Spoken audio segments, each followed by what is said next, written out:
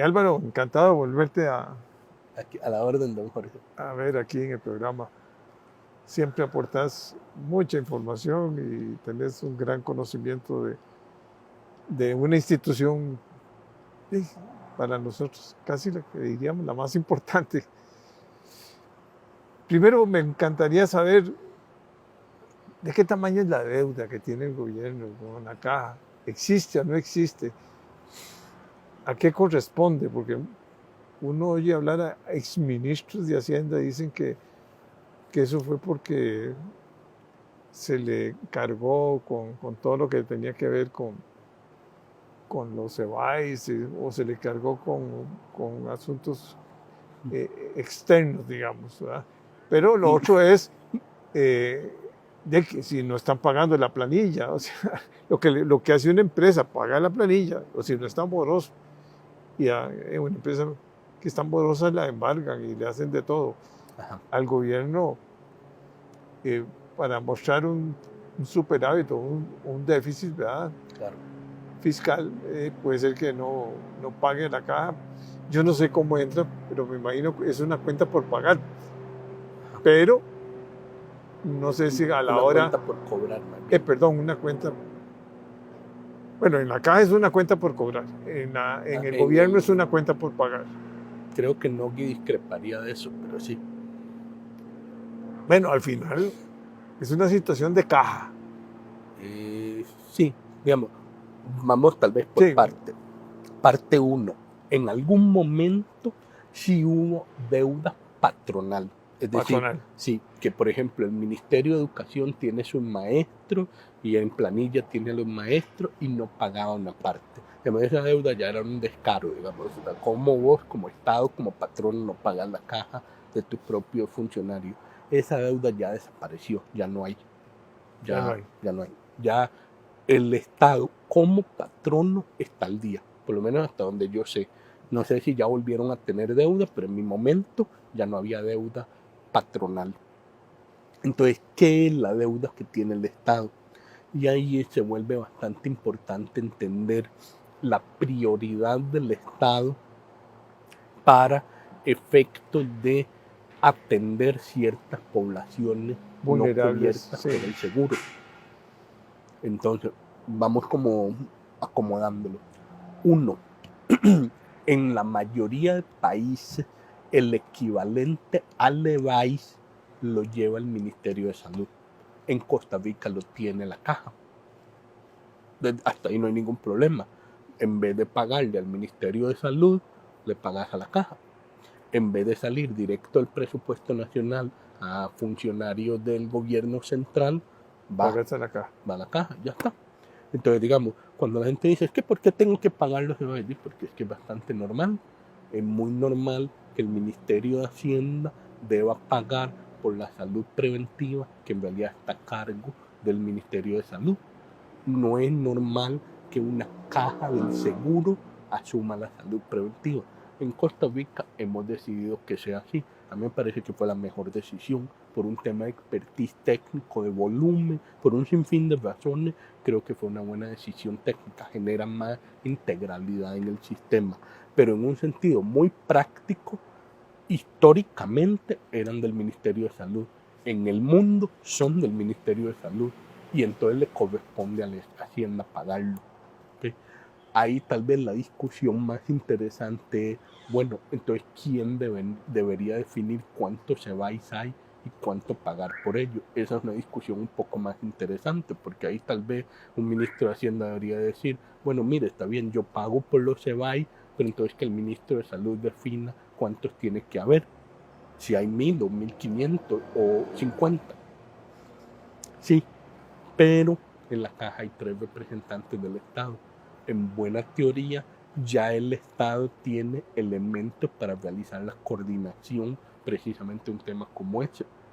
Entonces, digamos, ahí hay como uno lo llamaría como un tipo de ingenuidad falsa de, mire, pero yo como Estado no participé en eso. No, sí, si participaste, estás en la junta directiva, tenés 3 miembros ahí que pueden servir de enlace y coordinación para ese tema. Digamos que esa es una parte. La otra parte tiene que ver, eso solo lo se va. La otra parte tiene que ver con pensiones a los... No, la atención a personas vulnerables. Pero entonces hay que entender que eso muchas veces tiene un germen legal. El caso más notorio es el de los niños y adolescentes, que por código de niñez y adolescencia tienen que ser atendidos por la caja y se debe pagar por parte del Estado. Son una responsabilidad del Estado, siempre y cuando no estén asegurados por sus padres. Entonces, ¿qué es lo que pasa? La caja atiende a todos los niños, sin distingo de si está asegurado o no por sus papás. Y después se hace un cálculo de qué parte de la población infantil no está cubierta por sus padres. Y esa es la que se le cobra. Se le cobra al Estado. Entonces, por ejemplo, ese punto, solo ese punto, representa, si me acuerdo bien, ya iban por más de 700 mil millones de colones. Solo ese punto. Entonces, la caja atiende todos los días a los niños en los EBAI, en los hospitales regionales, en el Hospital Nacional de Niños, y después el Estado no paga. Y después la gente se queja, pero ¿por qué el Hospital de Niños está saturado? Que ¿por qué el caso horrible de ayer de que no había neonatólogos para atender a la niña? Sí, pero el que más incumple es el Estado. Entonces ahí hay una falla muy grande en el sentido de que hay una disposición legal del Código de Niñez y el Estado simplemente no paga. Entonces, esa es otra parte de la deuda y son disposiciones legales. Finalmente, hay otra parte de la deuda que tiene más que ver con una intención del Estado de incentivar la formalidad. Por ejemplo, trabajadores independientes. Les reducen la cuota. Hay una parte muy grande de subsidio estatal a los trabajadores independientes en el seguro de salud. Y después entonces, se meten todos los independientes, lo cual está genial, pero después el Estado no paga. Entonces tenés una acumulación de la deuda de trabajadores independientes bestial. Pero entonces va a seguir aumentando la deuda. Pero, la deuda no se va a reducir, o sea, va a seguir aumentando, más bien. Es que no se podría, le voy a explicar por qué. Piense como un directivo de la caja, cuya obligación fiduciaria como directivo es hacia el fondo SEM, o sea, el fondo de salud al que han aportado los asegurados. Entonces, para hacer el ejemplo muy simple, usted, papá de un niño, me pagó al SEM. Yo atendí a su niño, hasta ahí todo bien. Y también vino un niño no asegurado y yo lo atendí también. Es más, tal vez venía más enfermo el otro, yo lo atendí primero y me atrasé atendiendo al suyo que está asegurado. Si yo no le cobro al Estado este dinero, imagínese el incumplimiento que le hice a usted. O sea, la atención a su hijo, usted como asegurado, se atrasó por yo atender a un no asegurado.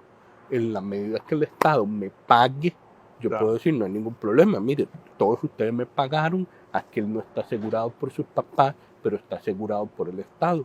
Y este está asegurado por usted, pero yo los voy a tratar a todos igual. Pero en el momento, desde el punto de vista de la gestión de los fondos, habría un reclamo válido suyo si yo como directivo no voy y le cobro al Estado, me tiene que pagar porque yo atendí a todos los niños no asegurados y en algunos casos en detrimento de los que sí estaban asegurados, pero porque hay un marco legal que contempla que los debo atender a todos. Pero desde un punto de vista fiduciario, yo estaría desviando recursos de los asegurados a un fin ilegítimo, a la atención de personas no aseguradas. Que reitero, no hay ningún problema siempre y cuando el Estado me reembolse. Entonces, ya cuando lo planteas así, entonces el asunto no es tan sencillo como, porque creo que mucha gente tiene la idea, pero eso pasamos plata a una bolsa, a la otra. No funciona así. O sea, hay una serie de... Y hay una cuenta que aumenta continuamente. Y hay una serie de brechas reales de salud sí, que no podemos cerrar si el Estado no asume con más seriedad su compromiso de pagar. Pero el Estado no lo va a asumir porque siempre vive en problemas de déficit. Nunca había sido tan grande la deuda como ahora. Este invento de dejar una deuda elefantiásica, de nuevo, siempre hubo ha una aumentado deuda, mucho. muchísimo, pero muchísimo. O sea, el aumento ha sido O sea, estratosférico. esto puede, bueno, ha venido causando problemas financieros a la caja en ese sentido. Es que es lo más curioso, la caja está más sólida que nunca. Bueno, es el porque Estado el que está débil. O sea, la caja ha logrado acumular muchas reservas a pesar de los incumplimientos del Estado, pero esto no puede seguir mucho tiempo más. Digamos, si hay un momento en que los incumplimientos del Estado empezarán a hacer mella en la salud financiera de la caja. Todavía no hemos llegado a ese punto, pero me parece que en parte para disimular el daño que se le está haciendo a la caja al no pagarle, fue que desde adentro de la caja la junta directiva espuria, puesta por el presidente en vez de por los sectores, con base en documentos maquillados, paralizó todas las inversiones de la caja. Paralizó el hospital de Cartago, paralizó el hospital de Limón, paralizó los Cebáis, porque los paralizaron. La única explicación que tengo yo era para no evidenciar el consumo de recursos que implican esas inversiones. que ha aumentado dramáticamente. A ver, Bueno, los ingresos de la caja han aumentado porque sí, la economía ha crecido. sí, Hay un sector por zonas francas de zonas francas que paga bien, aportando muy bien. aporta muy bien. O sea, muy yo diría puntual. que si la caja está ahora dependiendo mucho de la salud de financiera, digamos, de un sector que se volvió muy importante, Así es.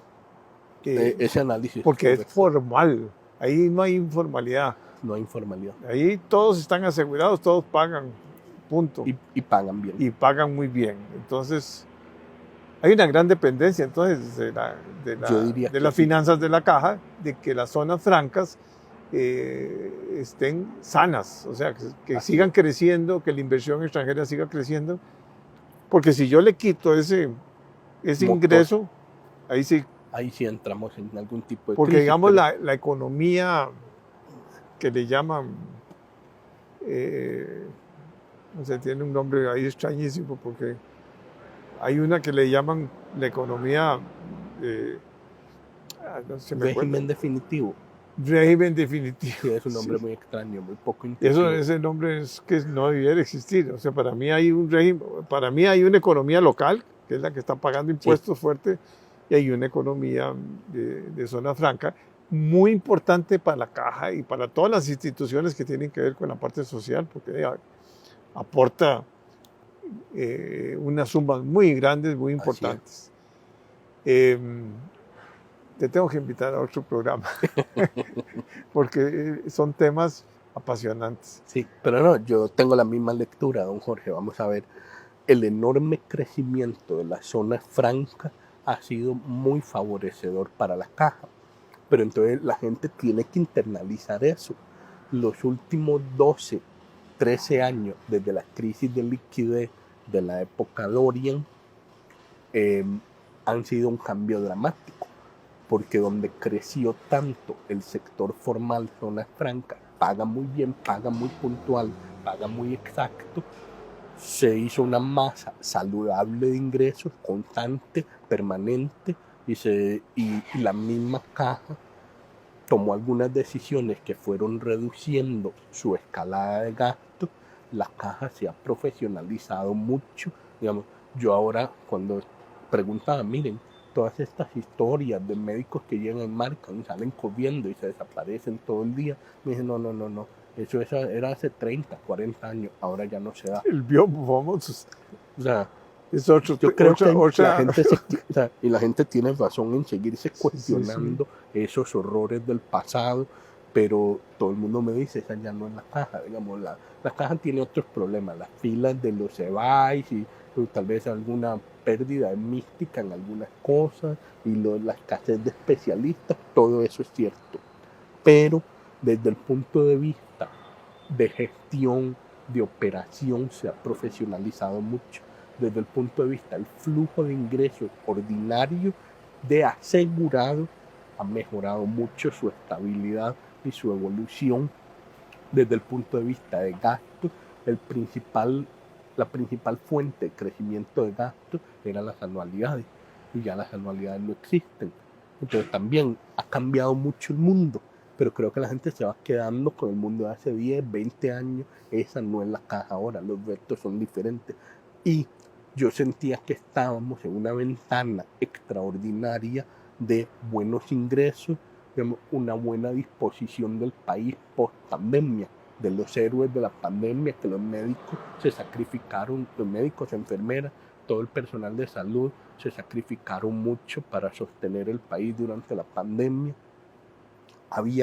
Sentía yo un círculo virtuoso de, bueno, esta gente hizo un esfuerzo extraordinario en la pandemia, hay buenos ingresos porque, además, yo siempre lo digo, los empresarios, las zonas francas, los pequeños trabajadores independientes, todos siguieron pagando. Yo no dudo que el que dejó de pagar fue porque quebró, que mucha gente quebró en la pandemia, pero la gran masa logró seguir pagando, y eso es un esfuerzo económico extraordinario.